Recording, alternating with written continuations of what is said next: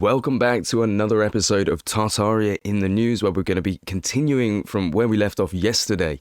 So if you haven't watched those episodes, you probably should go and do so that you're up to date. But if you're watching this live, then don't go and watch the other episodes. Stay here, keep the numbers up, and don't forget to hit the like button, because that really helps in the fight against the algorithm. Unfortunately, my subscribers have really dropped off. I was getting so many. YouTube's caught on, and they're not promoting me anymore. So if you haven't been watching, this is the series that we've been doing, Tartaria in the News, where we go through all these old articles, like this one here on the Library of Congress, as you can see, November 1861, and we look for mentions of Tartary, or Tartaria, Tartars, etc.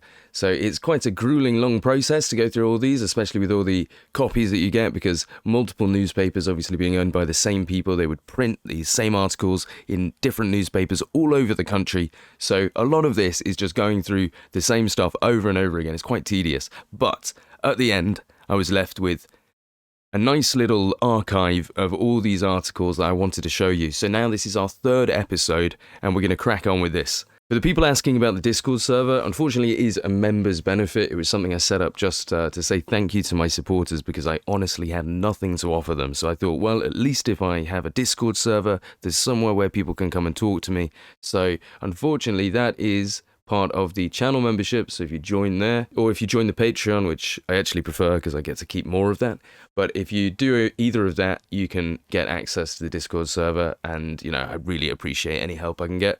So very sorry that I can't have it as an open thing, but if I did, I'd have to get moderators and everything, because anybody could join and it would take way too much time out of my day. Thank you to everyone that does support, and if you support the channel and you're not in the Discord server, make sure you get yourself in there. Anyway, back to our articles to see our mentions of Tartary. So this is the Nevada Democrat from November 1861, and it's kept in the University of California, and that's where the image was provided by. Anyway, and we'll scroll down here to have a look at what our mention says. The death of the Emperor of China. By the arrival of the ship N.B. Palmer from Hong Kong, we have intelligence of the death of Hien Feng, the Emperor of China. He died at his palace at Seahol in Tartary on the 22nd of August. He fled to Seahol on the advance of the Allied army upon Pekin in September 1860, and remained there up to the time of his death. It is supposed that the nomination of a successor to emperor was given in favour of his infant son, who reigns under a regency consisting of a council of 6. This arrangement is unsatisfactory, and the hopes of foreigners rest on Prince Kung, the emperor's brother, who has had charge of the government since the emperor fled to Tartary. Hien Feng succeeded to the throne in 1850 and was but little over 30 years of age at the time of his death. So if you were watching yesterday's episode, you will remember we talked about this. I was correct. It was September of 1860 in which the emperor fled from the Allied forces, the Allied army, which we know from the other article was the British and the French, who were advancing on Pekin. And we also have the name of our emperor. That we didn't have the name last time. So let's go have a look at the Emperor of China, Hien Feng. And here on Wikipedia, we've got Xianfeng Emperor, or by temple name, Emperor Wenzong of Qing, the Qing dynasty. Given name Zizhu, was the 8th emperor of the Qing dynasty and the 7th Qing emperor to rule over China proper. Reigned from 1850 to 1861. During his reign, the Qing dynasty experienced several wars and rebellions, including the Taiping Rebellion, Nian Rebellion, and the Second Opium War, the Arrow War. He was the last Chinese emperor to exercise sole power. After his death, the Qing government came under the control of Empress Dowager Cixi. I'm pronouncing that probably very wrong. But that is our guy. You can see he was, as it told us, only 30 years old at the time of his death. Look at a little baby face. And as it also said, he ruled from 1850. As we see on our article, Hien Feng succeeded to the throne in 1850. Makes sense. He fled to Seahol in 1860, and he has died at his palace at Seahol on the 22nd of August, 1861. So according to Wikipedia, Chengdi Mountain Resort is the place is Seahol, where he retired to and where he died. So this is it. We're going to go have a look on Google Earth and see exactly where that is. So if we have a look here, we can see where he fled to in Tartary, and this is Beijing, Peking. So this is where he went to. Now this, at the time, was clearly considered Tartary. So that, presumably, is over the border. Well, fortunately, we found this map that was drawn in the 1800s, I think, and it shows Peking, which is obviously Beijing. So this is the water there. You can see here to Beijing, and then up here is Zihou, and you can see it's past this border, which obviously is part of Tartary. So this border here is obviously where China finished at that point in 1860, and Zihou was there. So that does match up with what we're told as Chengdi being the region, but obviously now this is just all China. They have taken over pretty much everything. Now the final thing just to look at momentarily before we move on to the next article is the Second Opium War. So the Second Opium War, also known as the Second Anglo-Sino War, the Second China War, the Arrow War, or the Anglo-French Expedition to China. I like how they call it the Expedition to China. Just call it how it is, lads. It's an invasion. But it was a colonial war lasting from 1856 to 1860, which pitted the British Empire and the French Empire against the Qing dynasty of China. What we learnt last time, the Qing dynasty are the Tartars, the Manchu Tartars that took over in 1644. It was the second major conflict in the Opium Wars, which were fought over the right to import opium to China and resulted in a second defeat for the Qing dynasty and the forced legalization of the opium trade. So we were heroin smugglers. And as we learnt from our articles, in 1860, British and French troops landed near Beijing and fought their way into the city. Peace negotiations quickly broke down, and the British High Commissioner to China ordered the foreign troops to loot and destroy the Imperial Summer Palace, a complex of palaces and gardens at which Qing dynasty emperors handled affairs of state.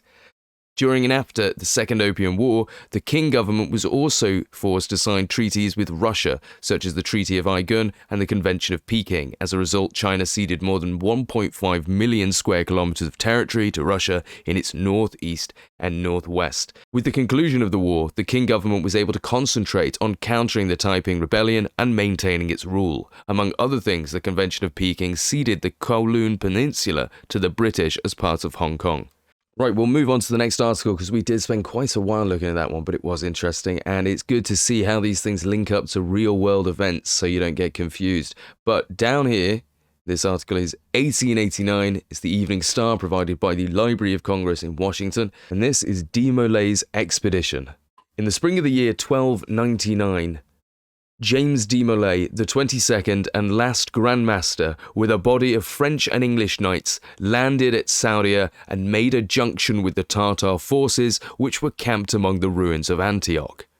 The Emperor of Tartary was at variance with the Sultan of Egypt and had invited the Templars to join him in an expedition into Palestine. An army of 30,000 men was placed by the Mughal Emperor under the command of de Molay. The Grand Master and the combined forces marched up the valley of the Orontes towards Damascus.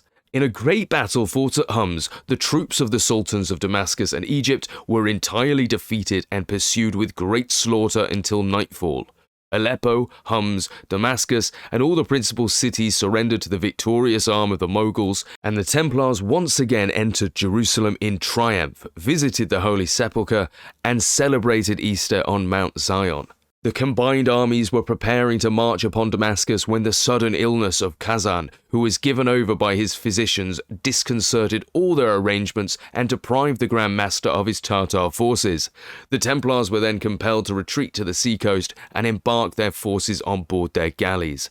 So I think we'll stop that there because this article does seem to go on and on about the Templars. So if you would like to learn more about the Knights Templar, it does seem to be an entire page dedicated to, the Knights of old under the banner of the cross, the battles fought for faith, the order of the temple of its brave warriors.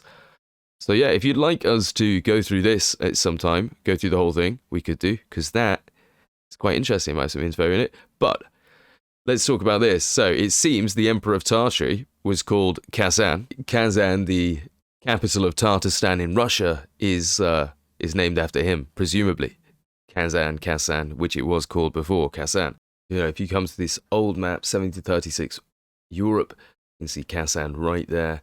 Which obviously, with the S before it was the Z, and it was the C before it was the K. In fact, as I was just looking to try and find our Emperor Kazan, I did see Kazan and Astrakhan here, which is the old name, as I said, Kazan, which obviously will be named after our guy, so I'm going to try and find him. So yeah, further down in this book, we can see the people were once subject to the Tartars, whose Prince Roido in the year 1140 conquered Muscovy. But John I, encouraged by their civil dissensions, denied them tribute. In process of time, when Ametes, the last successor of Roidu, who died at Vilua, had overcome the Tartars, Precapenses, the great duke, adjoined to his empire Permia, Vestia, and Lugria, provinces subject to Ametes.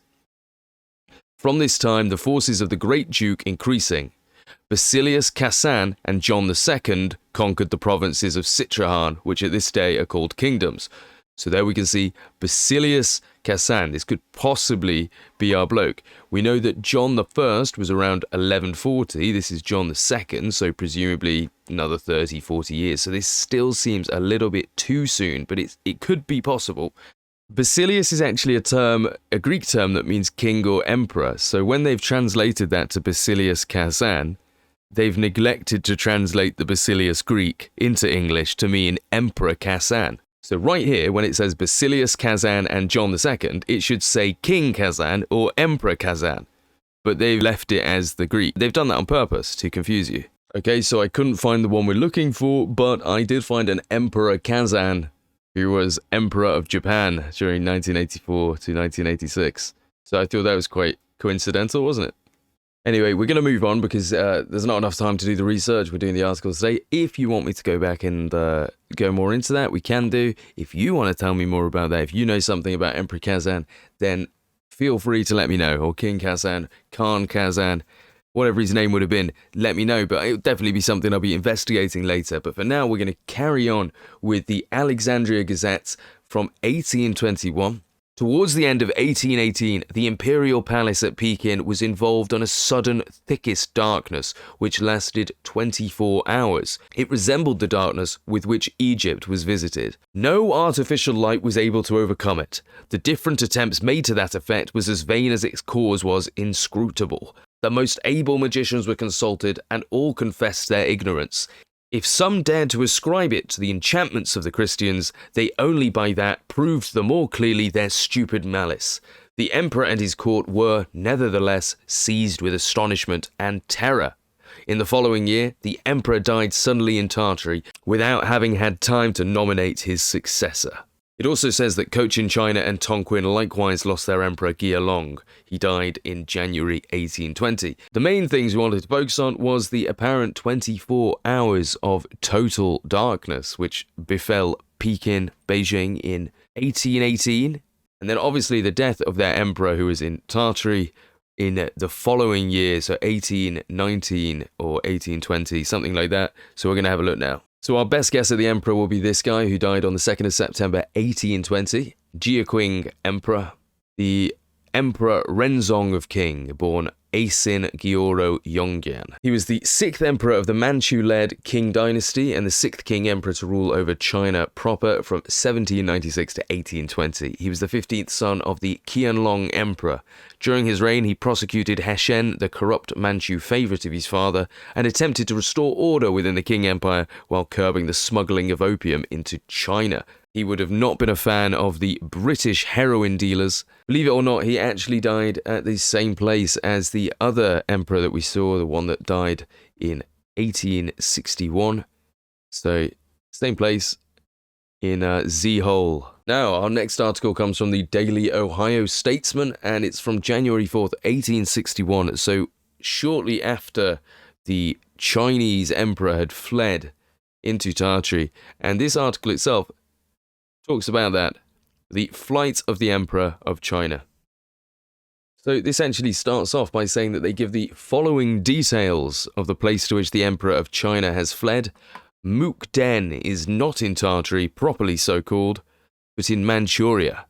The country of the Manchus forms part of the interior provinces of the empire and comprises 3 departments: The first is that of Qingqing, having for its chief town Mukden or Fengtian. The second, Gurin, with a chief town of the same name, and the third is Sakarlian, Ula Khoton, with Si Sakar as its capital. It is in this country of the Manchus that are to be found the most devoted partisans of the Tartar Manchu dynasty, which effected conquest of China in 1644 and still reigns over that vast empire. Manchuria is separated from the province of Pechlili, in which Peking is situated, by that of Laotang. Between the two last-named provinces are the high mountains of Thanyen, which are of difficult access and must have protected the retreat of the emperor. Mukden is about 400 kilometers from Peking. If the emperor had retired into Tartary, properly so called, he would have had to make a journey across Mongolia of about 1,000 kilometers and pass through some provinces, the inhabitants of which are completely hostile to him. We may add, in order to explain the English dispatch, that as Hong Kong, Shanghai, and in the ports of the coast inhabited by Europeans, all the Chinese possessions which have been formerly conquered by the Tartars and the Tartar Manchu, such as Mongolia, Manchuria, Dzungaria, Doria, and Chinese Turkestan, are all comprised under the general and usual name of Tartary. Mukden was the residence of the sovereigns of China until 1644, the period of the conquest. It comprises two distinct cities, the imperial one, which has a circumference of 4 kilometers and a magnificent palace, and the other, which surrounds the former and is 12 kilometers round and enclosed by a wall, much more considerable than that of Peking. The population of Mukden does not now exceed 500,000. The city contains very fine temples and magnificent buildings of all kinds. So, even though we were told that he actually fled to Zihol, and we have information that he died at the mountain resort there, well, this one tells us that he went to Mukden, which is now Shenyang, and it supposedly had much superior walls and temples and everything to Peking, Beijing. Obviously, we'll look at the map here, and I'll show you on Google Earth, but it's quite easy to see. This is a map of China. It's Shenyang. It's not too far away from the mountain resort. But if we come back to Google Earth, we can actually see how far away it is from where he supposedly fled to and where he ended up. So, I wonder what the difference is there. Because obviously, this is the city where that article claims that he's fled to, whereas we were told that he fled to Zihol. And we also told he died at Zihol. Wonder what's going on there. Was it Shenyang or was it Zihol? But I think what's most likely happened here is they've made it Zihol to pull your attention away from Shenyang, which obviously they were telling us was the capital of Manchuria, and as such was the capital of this entire empire. And this is just an image here of the Mukden Palace. So I don't know if that's the original or if it's a reconstruction, but going back to this article, very interesting what this guy was saying. He's basically saying, this is not Tartary, or properly Tartary, this is Manchuria. The proper Tartary, if he was there, he'd have to travel through Mongolia.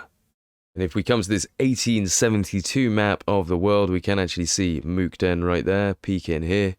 So what it's saying here is the emperor would have had to jump through Mongolia to this area here, which was the original Tartary. The bits between here and obviously independent Tartary. So this would have been the proper Tartary, and this, Manchuria, was bits that had been captured by the Tartars. So you have to imagine that all this had been taken over by the Tartars over the many, many years. And now Russia and China were slowly starting to take all these lands for themselves. Speaking of which, we come to 1878 with an article talking about China's conquest. So it says, the recent conquest of Kashgar by the Chinese is of immense importance and extends the Chinese borderline up to the possessions recently acquired by Russia, and they will henceforth stand side by side in Central Asia. China, after all, is only getting back her own, for she ruled this section of Turkestan for 108 years, until 14 years ago the revolt under the leadership of the famous chieftain Yakub Beg proved successful. He died a few months ago, and China has now succeeded in regaining possession of these states of independent Tartary, formerly controlled by her. The Chinese, it is thought, were incited to this military activity by the English government, which is, of course, desirous of placing every possible obstacle in the path of Russia's progress towards India. The rebellion against Kashgar, the ruling state of independent Tartary, which succeeded the death of Yaqub Beg, afforded an excellent opportunity for invasion, and an immense Chinese army was immediately sent into the country. But the Orientals would scarcely have been equal to the occasion unless instigated by their more wily and diplomatic English advisors. So once again, Britain causing all the problems. But this time, they have incited the Chinese, so don't forget that Britain took over, invaded China, and caused the emperor to flee. Only, how many years? 17 years earlier, presumably. It was in 1860, don't forget, and they legalized their heroin trade. So obviously what they've done is they've installed a puppet government, or a government that are sympathetic to the British cause, you know, they're funded by, etc. And now they've been informed that they need to invade independent Tartary and take back these regions. You can see from his Wikipedia, Muhammad Yaqub Beg was a Kokandi ruler of Yetishar, Kashgaria, during his invasion of Xinjiang from 1865 to 1877. He held the title of Atalik Ghazi, Champion Father. And you can see that he was born in the Khanate of Kokand, which we're going to see later when Russia takes over that. And it notes, by the way, that the English were doing this because they want the Chinese to be right up to the border with Russia, because Russia was expanding south. Russia was taking over most of independent Tartary, all the bits near the Caspian Sea, and they were moving straight towards India. And the British were very worried because, as you'll see in later articles, they didn't think they could win. So this next article, we're flying forward in time to 1912, which is 2 years before World War I kicks off, the big event. And we have some mentions here. I think that's the only one. Yep, so we have some mentions here at the top. And it's talking about Russia. The text is extremely faded, but it's called Land Grabbing in Asia. We won't be reading the whole thing because I can barely work out what it says at the bottom, but we'll come to the top to the bits that we're talking about with Chinese Tartary, and we'll see what the Russians have been doing. So it says, it is announced that Mongolia and Chinese Tartary will become independent of China and go under Russia's protection. Russia is also extending a zone of influence over the northern part of Russia. If all these plans are carried out, the Tsar will extend his power over territory greater than that of all of Europe outside of Russia. In Persia, Great Britain is coming up from the south to meet Russia. She is extending her zone of influence northward. It is safe to say that if Russia gets control of Mongolia and Chinese Tartary, Great Britain will take charge of Tibet, in the two regions extending her influence over nearly 1 million miles of territory. While Russia and Great Britain are grabbing Japan will not sit idly by. She will probably assume full control of Manchuria, more populous though not as extensive as Mongolia, as the price of her acquiescence. I found it interesting, the mention of Manchuria, because obviously Japan goes on to invade Manchuria in 1931. And I noticed it was following the Mukden incident, and I never knew that it was called the Mukden incident. I knew about the bombing of the train line, and they call it a false flag event, but how interesting that it actually happened at the Manchurian capital, the Tartarian Manchurian capital. So, all linking up, isn't it? But back to the article, and what it's saying is Mongolia and Chinese Tartary are going under the protection of Russia. So in our last article, we saw that Britain was trying to push their puppet Chinese government to take over more and more lands. Well, it looks like those areas have gone to Russia. Now, this is 2 years before World War I kicks off and Europe goes into an almighty war, and Africa and everything, well, the world. So you can really see how Tartary was getting absorbed right up until the beginning of World War I. So for our next article, we're here with the Juniata Sentinel and Republican in 1896 to see what mentions of Tartary we have. I can see a couple there, but the article is called Ship of the Desert, the Evolution of the Camel and His Uses. So it starts here, as a means of transportation, the camel has been placed in a region where man would have been helpless without him. He was no doubt the first animal domesticated. We read of him as a burden-bearer in Abraham's time, and as constituting the chief wealth of Job, and find him in use now on the Canary Islands, Morocco, Algiers, Tunis, Tripoli, the Great Sahara, Egypt, Nubia in Africa, and in Arabia, Persia, Kabul, Beluchistan, Hindustan, Burma, Tibet, Mongolia, southern Siberia, and in independent Tartary in Asia, where he endures severe cold. Also in the Crimea and a limited district around Constantinople. Notice how it's basically all the areas the Tartars have been to. They like to take their camels. We can come up here to the second mention, which says the Bactrian camel is less common and is found chiefly in Tartary and southern Siberia. For reference, this is our Bactrian camel. A beautiful beast. This Bactrian camel in Shanghai Zoo has just had his daily dose of opium, provided by the British government. Scotty likes himself some heroin. We have an article here from 1892, which again mentions Tartary. If we come over to this article here, we can see 10 years before my adventure, I had travelled extensively in Khorasan, portions of Afghanistan, and along the southern boundary of independent Tartary as the purchasing agent of a Philadelphia firm of Morocco leather manufacturers. So as we can see in 1892, this guy is still referring to independent Tartary as independent Tartary. We'll have a quick look at that map. So this map is from 1851 and it's of independent Tartary. So we've got Khiva, Kokand, Bokhara. These are all areas that will be mentioned in other articles as the Russians move on. But that's just your reference of where we're looking at the Caspian Sea here. Now this next article is again from 1892, the Eagle River Review provided by Wisconsin Historical Society. And we'll come down here to have a look about independent Tartary. It says the precautions taken by the British and American authorities in the matter of cholera are in strong contrast with the conduct of the French. The first case occurred in France in March, and because the government has been afraid, for reasons of traffic, to admit the existence of the disease, it has gained a foothold that it would not otherwise have done. This terrible pestilence now flourishes in eastern Russia and Europe and northwest Asia among the Tartar and semi-Tartar people, also in Turkey, Persia, and independent Tartary. If it had been taken hold of courageously and wisely by the authorities at Paris, it might have probably been confined within the limits of European Russia. The Russian government has apparently done what it could to prevent its spread, but the ignorant and superstitious population have sturdily resisted all efforts to mitigate the horrors of the disease where it exists or prevent its being scattered abroad.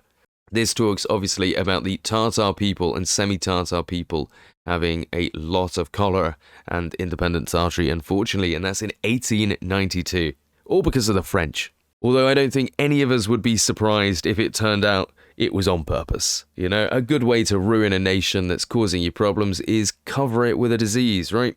You know, good old bit of cholera, that'll sort them out.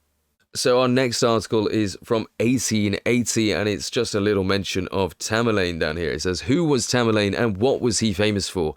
Tamerlane was born at Kesh in independent Tartary in 1335. He early gave proof of having great courage and conquered Balkh, the capital of Khorasan. He afterwards subdued Persia and captured Baghdad. Then, marching to India, he entered Delhi, where he took immense treasures. While on this expedition, Baghdad revolted, and he hastened back to that city and put to death thousands of its inhabitants. He then turned his arms against the Turks and took the Emperor Bayezid a prisoner in 1402. He next vanquished Egypt and died February 19th, 1405. Now that has a few mentions of different things we've heard, because we've read 2 books on this channel about Tamerlane, 2 differing books, give very different opinions on his history. One said that he invaded Egypt and the other didn't. It was very clear that he didn't go into Egypt. This has hints of both, because it talks of Egypt, but it doesn't mention China, which the Egyptian one had him invading China. And neither mentions Russia. This will be our final article now. We come to 1879, the New York Herald. And down here at the bottom, we've got some more talk of what's Russia up to. So if we actually see, this is called, it's a very long article, but it's the onward march of Muscovite civilization in Central Asia. New pathways of commerce from the Black Sea to the Caspian along the Arnu to China. So yeah, very long article, goes into a lot of information about these places, but we're just here for this, Russia's new field of enterprise, and down here. Russia will, in all probability, be left free scope north of the Hindu Kush, and as no other power is likely to interfere with her in completing and perfecting her conquests, it is not unfair to conclude that at no distant day she will be mistress of the whole of that region of Central Asia, which was wont to be designated as Turkestan or independent Tartary. In its widest sense, Tartary embraces the whole central belt of the Asiatic continent, from the Caspian Sea to the shores of the Eastern Ocean. Independent Tartary or Turkestan, before it was encroached upon by Russia, was bounded by the far-reaching territory of that empire on the north, by Afghanistan and Persia on the south, by the Caspian Sea on the west, and by the Chinese frontier on the east. The area embraced was little short of 1 million square miles. Before Russia got its claws into Tartary, it was 1 million square miles. Just to put that into size reference, that's a quarter of the size of Europe. And for the Americans, the United States is 3.5 million square miles. So, this area is 1 million. It's almost a third of the United States in size. It's absolutely humongous. But anyway, I think on that bombshell that was probably dropped by the Russians, we're going to end this video and we'll pick it up tomorrow with the rest of these articles. I think we'll probably get it done tomorrow. There's not that many left. So I hope you're enjoying the videos, hope you're learning something, and tomorrow we'll probably be getting more into the individual areas that Russia takes as it moves forward. I think this article does actually include quite a bit. It does, yeah. You can see they're talking about taking over Khiva. So in 1873, Khiva was taken over. 1875, Kokand was taken over. So articles like this provide you such information. So I think we'll start the next video by having a quick look through that before we crack on with the other articles. But thank you for watching, and I'll see you on the next one.